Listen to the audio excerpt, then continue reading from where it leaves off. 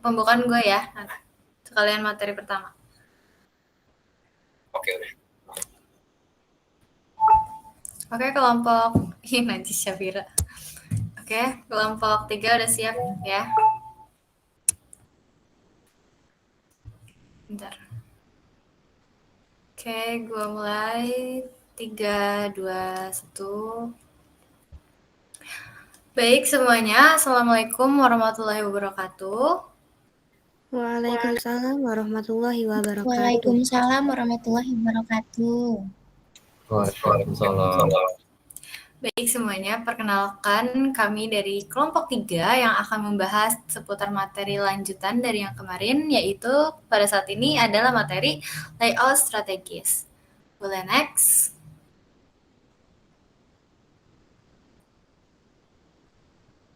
Oke, pertama kita mau perkenalan dulu. Untuk nama anggotanya ada mulai dari saya sendiri, ada Ardelia Manda Putri dengan NPM terakhir 270.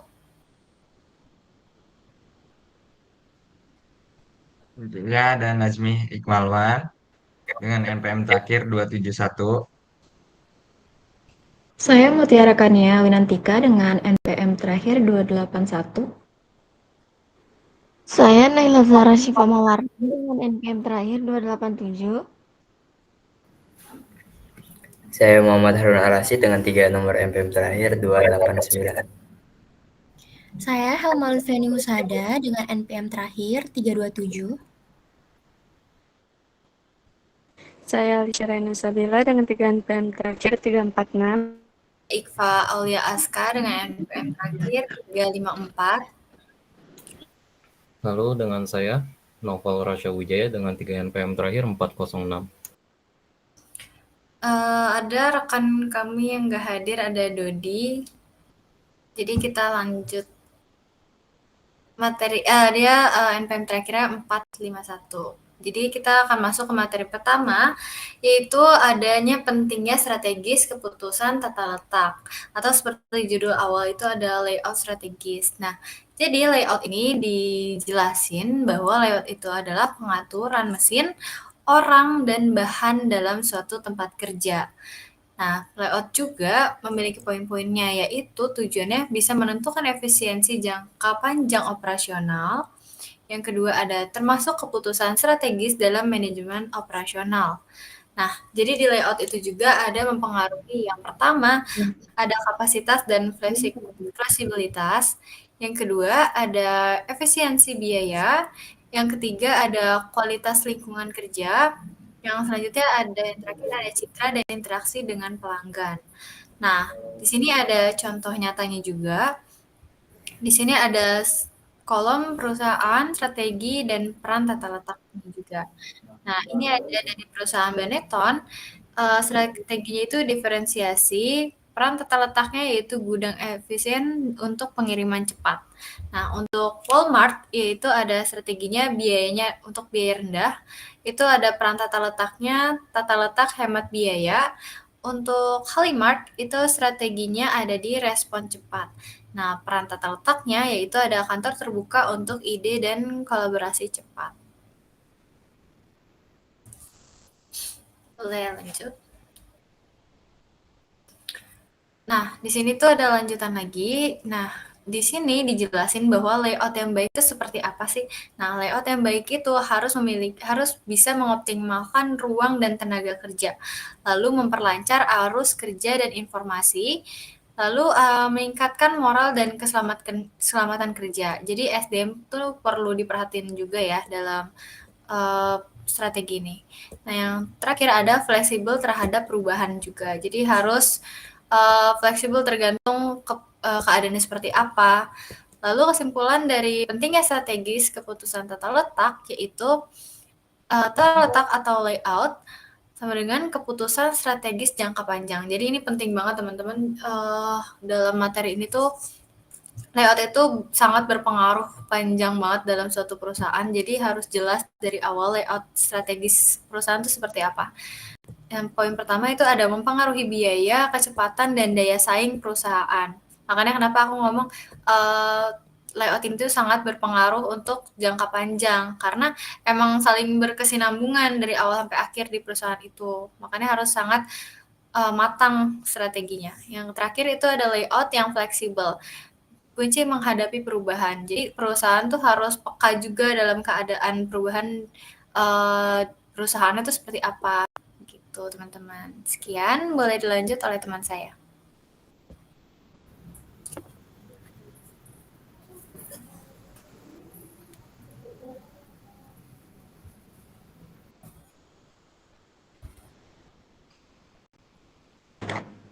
Oke, selanjutnya ada tata letak kantor, yang dimana tata letak kantor ini memerlukan pengelompokan pekerja, peralatan mereka, dan ruang untuk memastikan kenyamanan, keamanan, dan aliran informasi. Perbedaan utama dalam tata letak kantor ini ada di penekanan pada aliran informasi. Nah, untuk tata letak kantor ini terus berubah seiring dengan perubahan teknologi yang mengubah cara kantor beroperasi. Oleh karena itu, memeriksa pola komunikasi elektronik dan konvensional, kebutuhan pemisahan, serta kondisi lain yang memengaruhi aktivitas karyawan.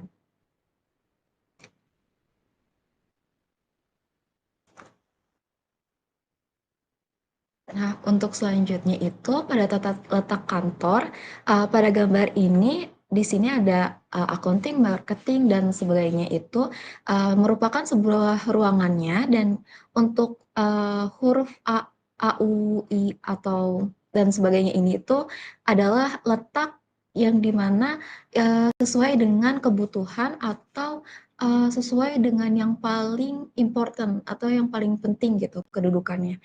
Nah, lingkungan kerja itu dapat memicu interaksi informal dan produktif. Jadi jika seimbang dalam 3 aspek fisik dan sosial seperti kedekatan, yang seharusnya secara alami membawa orang-orang bersama. Kemudian ada privacy, orang-orang ini harus dapat mengontrol akses ke percakapan mereka. Nah, lalu izin yang dimana budaya organisasi ini harus menunjukkan bahwa interaksi di luar pekerjaan itu harus didorong.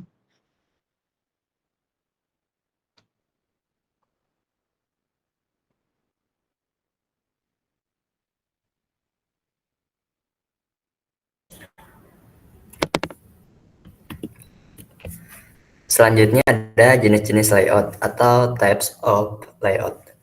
Keputusan layout atau tata letak melibatkan penempatan terbaik dari mesin, peralatan, kantor, atau pusat layanan agar aliran bahan, orang, dan informasi menjadi efisien.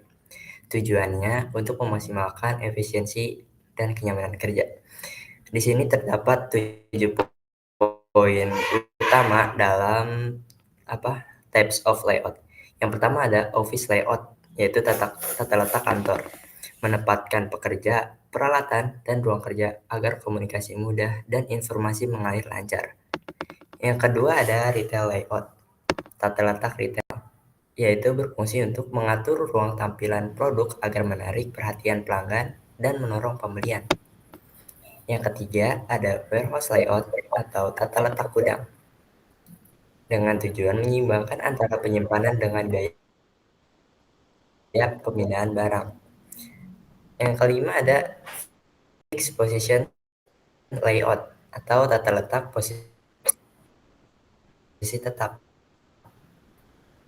Digunakan untuk proyek besar seperti kapal atau gedung, di mana produk tidak bisa diproduk, yaitu cocok untuk produksi volume kecil dengan variasi tinggi, misalnya seperti bengkel atau rumah sakit.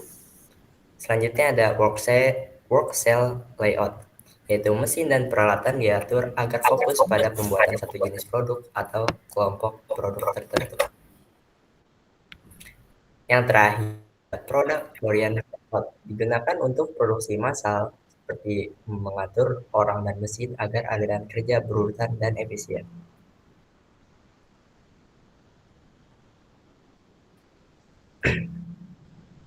Boleh next.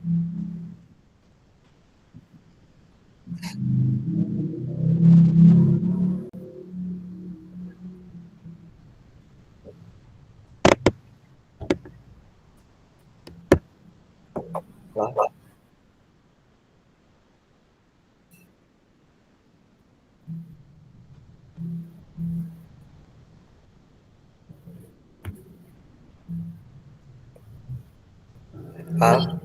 Boleh dilanjut, teman-teman?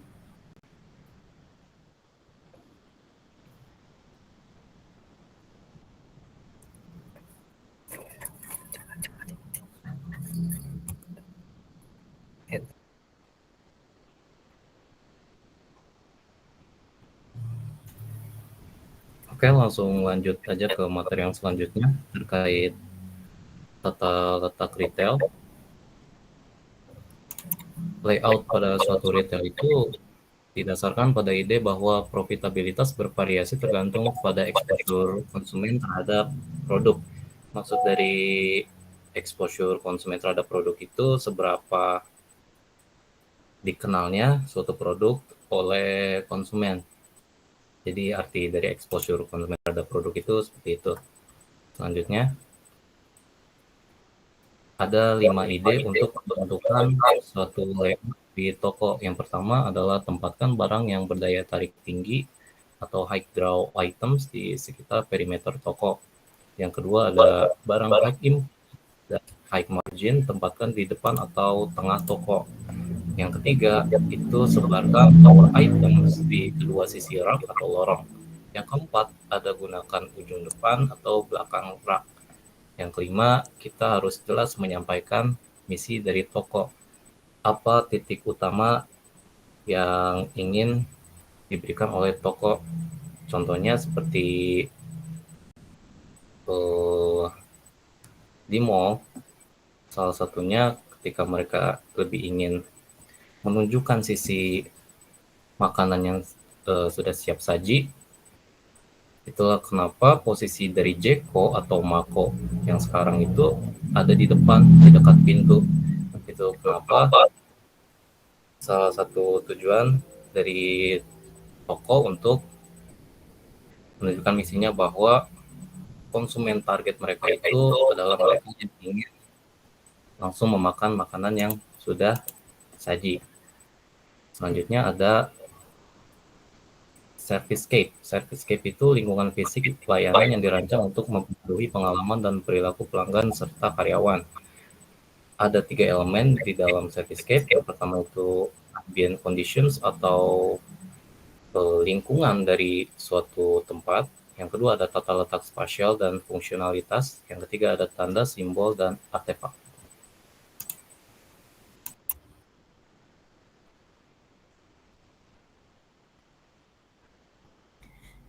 Tujuan dan tata letak menyeimbangkan biaya penanganan dan ruang gudang, memaksimalkan penggunaan ruang dengan biaya rendah, mengatur biaya transportasi, penyimpanan, tenaga kerja, dan peralatan.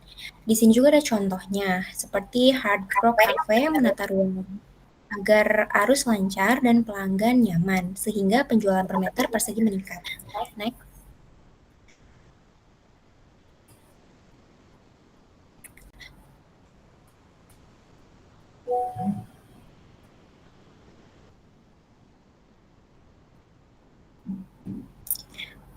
Kalau misalkan jadi manajemen operasi itu tujuannya biar kerja di gudang lebih cepat, efisien, dan gak banyak barang rusak. Sekarang gudang modern pakai sistem otomatis namanya ASRS yang bisa bantu nyimpan dan ngambil barang otomatis, jadi kerjaannya lebih cepat dan rapi. Nah, kalau misalkan cross docking, itu beda, barangnya nggak disimpan lama di gudang. Begitu barang datang, langsung dipindahin ke truk buat dikirim ke toko atau pelanggan. Cara ini bikin biaya gudang lebih hemat dan pengiriman lebih cepat.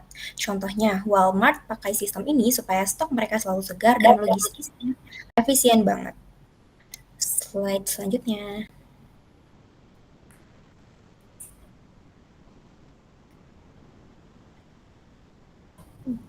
Jadi, di gudang modern, barang-barang nggak disusun berurutan kayak dulu. Sekarang ada sistem otomatis AIS yang bisa ngikat posisi tiap barang. Walaupun disimpan secara acak, jadi pas mau ngambil barang, sistem tinggal nunjukin letaknya di komputer. Langsung ketemu. Cara ini bikin gudang lebih hemat, tempat dan cepat cari barang dan tata barang tetap rapi dan akurat. Menyesuaikan sebelum barang dikirim ke pembeli, gudang bisa cek dulu produknya. Misalnya dikasih label baru, bungkus ulang, atau benerin kalau ada yang lagi rusak. Tujuannya biar barang sampai dalam kondisi terbaik dan sesuai kebutuhan.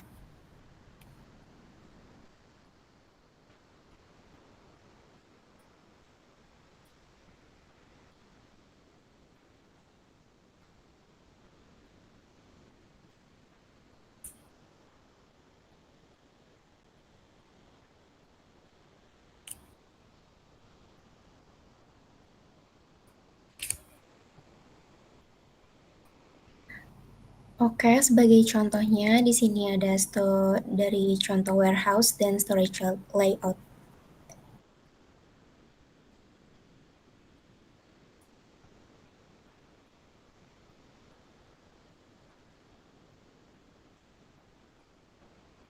Nah, selanjutnya kita masuk ke fixed position layout atau tata letak posisi tetap.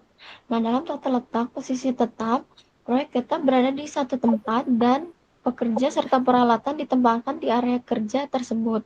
Contoh proyek jenis ini diantara lain kapal, jalan raya, jembatan, rumah, dan meja operasi di ruang operasi rumah sakit.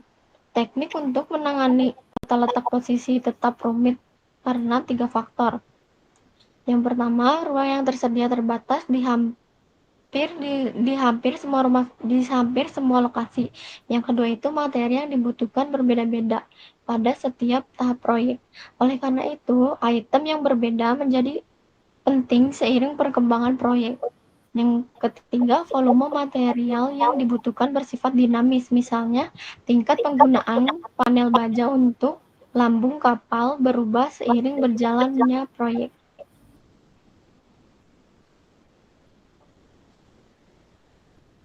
Next.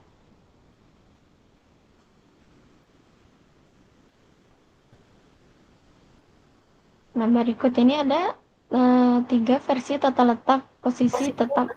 Yang pertama itu ada rumah yang dibangun dengan tata letak posisi tetap tradisional akan dibangun di lokasi dengan peralatan, material, dan pekerja didatangkan ke lokasi. Kemudian, pertemuan para ahli akan menentukan ruang untuk berbagai periode waktu. Namun, rumah yang digambarkan di sini dapat dibangun dengan biaya yang jauh lebih rendah. Rumah ini dibangun dalam 2 model bergerak di pabrik. Perancah dari kerekan membuat pekerja lebih mudah, lebih cepat, dan lebih murah. Sementara di lingkungan kerja di dalam ruangan meningkatkan produktivitas tenaga kerja. Next.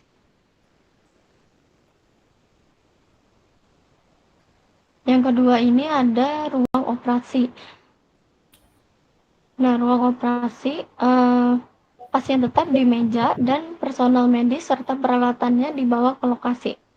Yang ketiga itu ada pembuatan kapal. Nah, dalam pembuatan kapal terdapat ruang terbatas di samping tata letak posisi tetap. Galangan kapal menyebut area pembuatan ini sebagai platen dan area ini digunakan untuk berbagai periode waktu kepada setiap kontraktor. Karena masalah ini, tata letak posisi tetap sangat sulit dipecahkan di lokasi. Strategi alternatifnya adalah menyelesaikan sebanyak mungkin proyek di luar lokasi. Pendekatan ini digunakan dalam industri pembuatan kapal ketika unit standar misalnya bracket penahan pipa dirakit di jalur perakitan terdekat. Dalam upaya meningkatkan efisiensi pembuatan kapal, Ingal Shipbuilding Corporation telah beralih ke produksi berorientasi produk ketika bagian-bagian kapal serupa atau ketika memiliki kontrak untuk membangun bagian yang sama dari beberapa kapal yang serupa. Next. Selanjutnya akan dijelaskan oleh teman saya. Selanjutnya ada proses orientasi layout atau proses tata ruang. Tata letak berorientasi proses digunakan untuk menangani berbagai jenis produk atau layanan dengan kebutuhan yang berbeda. Biasanya diterapkan pada produksi dengan volume rendah tetapi variasi tinggi. Nah, kelebihannya itu yang pertama ada fleksibel, mudah menyesuaikan dengan berbagai jenis produk dan pesanan.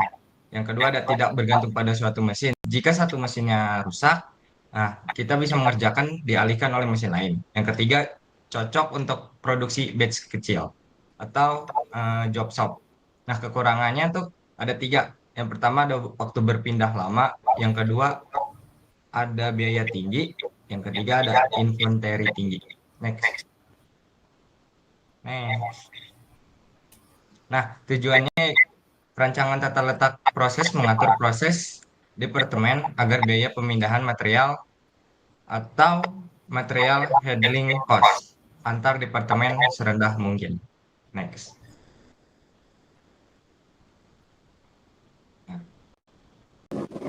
Baik, aku lanjutin. Aku akan jelasin tentang sel kerja, yaitu sistem pengaturan kerja yang membuat proses produksi jadi lebih efisien, cepat, dan terorganisir. Kemudian adapun pengertian dari sel kerja itu sendiri adalah pengaturan orang dan mesin dalam satu kelompok untuk fokus memproduksi satu produk atau keluarga produk tertentu. Sistem ini digunakan saat volume produksi memerlukan pengaturan mesin khusus. Kemudian ada pun keuntungan dari sel kerja ini, yang pertama mengurangi inventaris barang dalam proses, yang kedua menghemat ruang dan waktu kerja, yang ketiga meningkatkan efisiensi material dan komunikasi antar karyawan, yang keempat meningkatkan partisipasi dan tanggung jawab pekerja terhadap kualitas produk, dan yang kelima mempercepat jadwal produksi dan meningkatkan pemanfaatan peralatan. Selanjutnya, adapun persyaratan kerja, yang pertama identifikasi keluarga produk menggunakan kode kelompok, yang kedua tingkat pelatihan fleksibilitas dan pemberdayaan karyawan tinggi, yang ketiga mendiri dengan pemeliharaan sendiri, dan yang terakhir, yang keempat, yaitu uji kesalahan atau percayaan di setiap setting kerja. Yang keempat, yaitu penempatan dan penyimbangan sel kerja. Adapun langkah-langkahnya, yang pertama menentukan waktu yang tersedia untuk memenuhi permintaan pelanggan.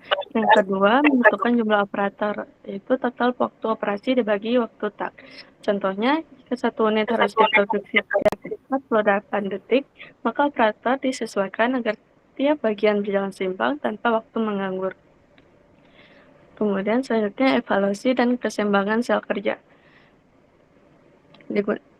Digunakan untuk mengetahui operasi mana yang menyebabkan kemacetan, terus yang selanjutnya fleksibilitas tinggi karena anggota dapat berpindah tugas, dan yang ketiga ketidakseimbangan bisa diatasi dengan penyesuaian mesin atau jumlah kerja.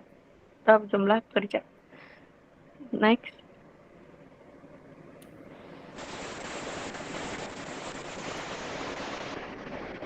Boleh dilanjut? Selanjutnya ada itu contoh penerapannya.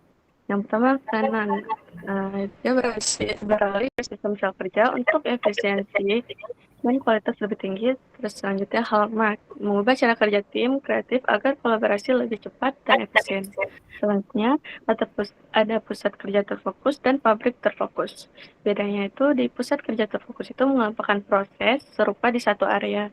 Kemudian yang pabrik terfokus itu fasilitas yang berfokus pada satu lini produk atau pasar tertentu. Contohnya Toyota itu fokus pada mobil, Burger itu makanan cepat saji. Selanjutnya yang terakhir tata letak berulang dan berorientasi produk. Ini digunakan untuk produksi dengan volume tinggi dan variasi rendah, misalnya produk massal. Jadi materi terakhir untuk materi kelompok 3 yaitu ada repetitive and product oriented layout. Yang poin pertama itu ada volume produksi cukup tinggi. Nah, jadi yang di poin pertama itu tujuannya untuk memastikan bahwa investasi besar pada mesin ini dan peralatan khusus dapat terbayar dan menghasilkan biaya per unit yang sangat rendah. Produksi harus dalam jumlah yang besar juga. Nah, untuk poin kedua, yaitu ada permintaan produknya yang stabil. Nah, di sini kegunaannya apa? Tujuannya itu menjamin bahwa lini produksi dapat berjalan secara kontinu dan berulang untuk waktu yang lama. Jadi, stabilitas permintaan meminimalkan resiko penghentian produksi yang mahal. Untuk poin 3, di sini ada produk distandarisasi atau hampir mencapai akhir siklus hidupnya, sehingga investasi pada alat khusus bisa dibenarkan. Jadi untuk Halo Iqfa.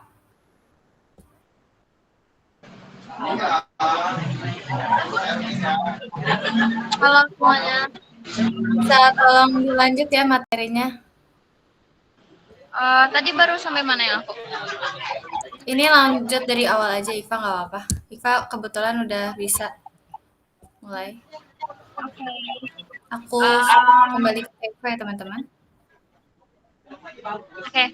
Halo, selamat malam semuanya. Di sini saya mau menjelaskan materi mengenai repetitive and product oriented layout. Biasanya kalau untuk materi untuk layout ini kita bakal temuin di area-area seperti pabrik.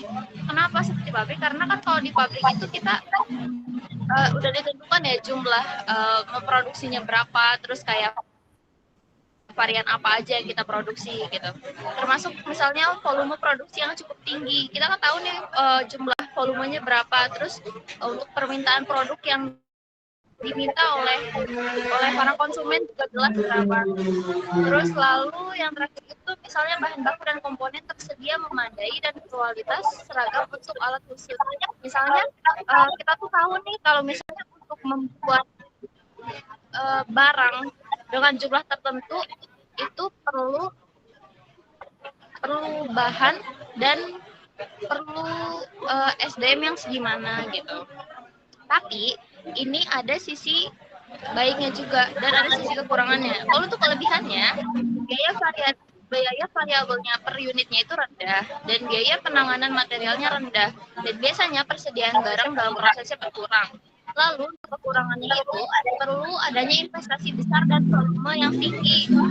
Lalu juga ada resiko gangguan menyeluruh jika satu tidak berhenti. Karena kan kalau misalnya di layout pabrik, kalau misalnya di pabrik itu kan ada alat-alat besar, alat-alat yang perlu dana yang tinggi gitu. Terus juga kurang fleksibel untuk variasi produk dan perubahan laju produksi gitu teman-teman. Untuk penjelasan dari materiku sekian, karena sebenarnya nggak terlalu sulit untuk dipahami. Terima kasih. Baik, terima kasih untuk Iva. Udah selesai. Tadi ada masalah teknisnya. Jadi tadi materi terakhir untuk presentasi dari kelompok 3 teman-teman. Terima kasih telah mendengarkan. Untuk teman-teman ada pertanyaan atau pembahasan yang mau disampaikan untuk kelompok 3? Mungkin mau izin bertanya, apakah boleh kelompok 3? Oh iya, boleh. Tolong ini ya, nama dan NPM. Oke. Selamat malam semuanya. Perkenalkan, nama saya Nur Sabrina dengan 3 NPM terakhir 245. Di sini saya akan bertanya mengenai tadi itu di slide 16 atau 17. Boleh lihat?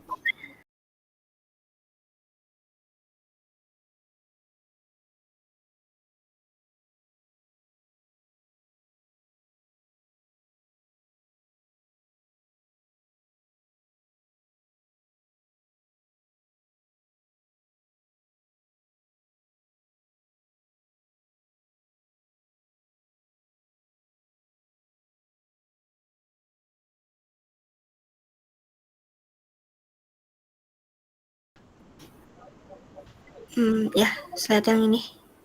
Terima kasih. Boleh dilanjutkan ya kelompok 3.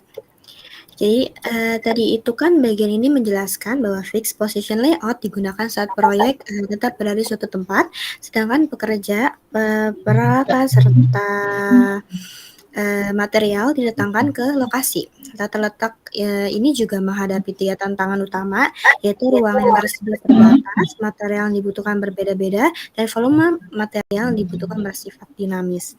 Nah, saat ini juga menampilkan tadi itu perbandingan antara pembangunan rumah secara tradisional di lokasi dan sistem modular di pabrik yang terlihat lebih efisien.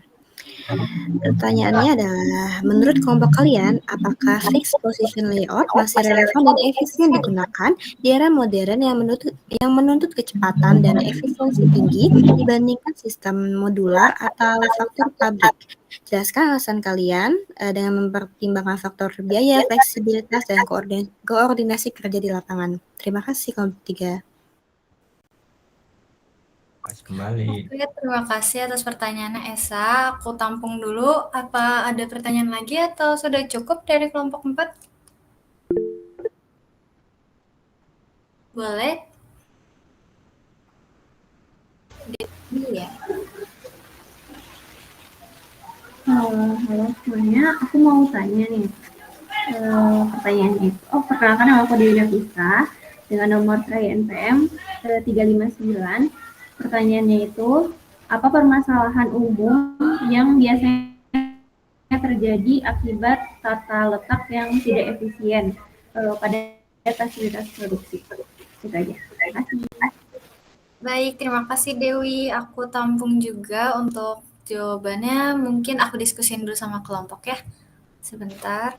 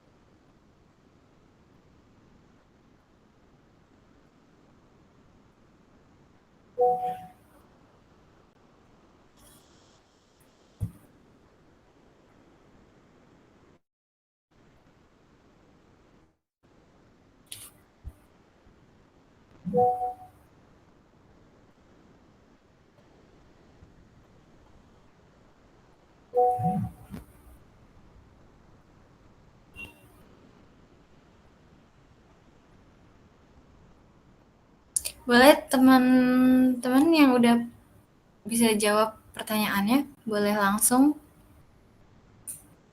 dijawab.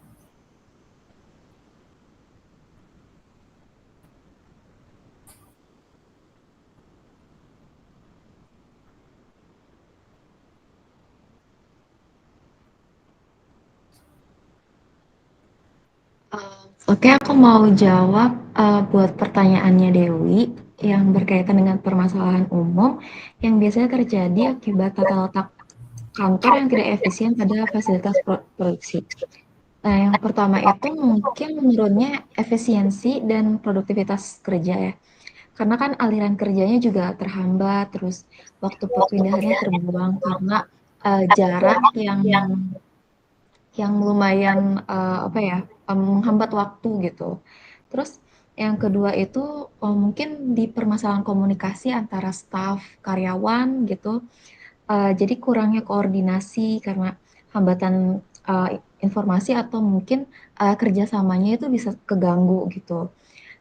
Kemudian bisa jadi ada ketidaknyamanan dan penurunan semangat kerja yang dimana kondisi fisik yang tidak ideal seperti kayak misalnya ruangannya itu lampunya redup dan sebagainya atau kayak penempatan meja dan lain-lainnya itu tidak sesuai atau tidak strategis gitu. Kemudian ada pemanfaatan ruang yang tidak optimal seperti kayak pemborosan ruang atau banyaknya ruang kosong yang tidak terpakai. Kemudian manajemen atau fasilitas yang buruk. Jadi kayak kesulitan mengelola atau mengakses fasilitas bersama, terus juga peralatan kantor atau ruang rapat itu dapat menimbulkan inefisiensi sih menurut aku gitu. Apakah cukup menjawab? Dewi? Cukup. Baik, terima kasih. Terima kasih Tiara. Oke, selanjutnya izin menjawab pertanyaan dari Esa. Nah, jadi menurut kamu tuh fixed position layout masih relevan, tapi efisiensinya tergantung pada jenis proyeknya. Nah, untuk proyek besar seperti konstruksi gedung, kapal, atau pesawat, tata letak ini tetap paling cocok karena produknya sulit dipindahkan. Namun, di era modern yang menuntut kecepatan, banyak perusahaan mulai beralih ke sistem modular atau fabrikasi karena lebih efisien dari segi waktu, biaya, dan kontrol kualitas. Jadi, fixed position layout tetap penting, tapi perlu dikombinasikan dengan teknologi dan perencanaan modern agar tetap kompetitif. Bagaimana, Esa? Apakah sudah menjawab? Sudah, terima kasih Nela. Sama-sama. Baik, apakah ada pembahasan lagi dari kelompok 4 atau sudah cukup? Sejauh ini sepertinya sudah cukup.